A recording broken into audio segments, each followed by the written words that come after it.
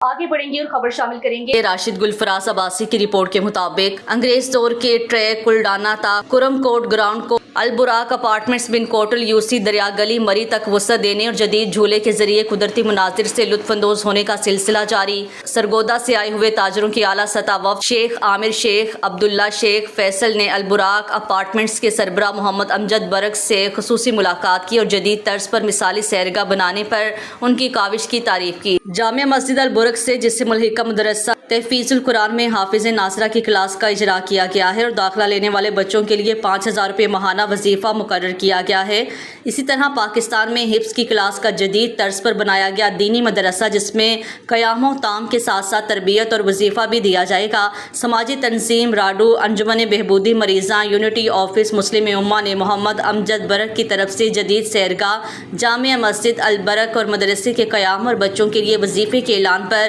زبردست خراج تحسین پیش کیا اور ضلع مری کے دیہاتوں اور شہر کے طلباء کو حفظ کی کلاس کے لیے فوری داخلہ لینے کی اپیل کی ہے۔ خواتین کے لیے الہدا انٹرنیشنل سنی بینک برانچ کی طرف سے ترجمہ قرآن کی کلاس بھی شروع ہو چکی ہے جس سے علاقے کی خواتین استفادہ حاصل کریں گی۔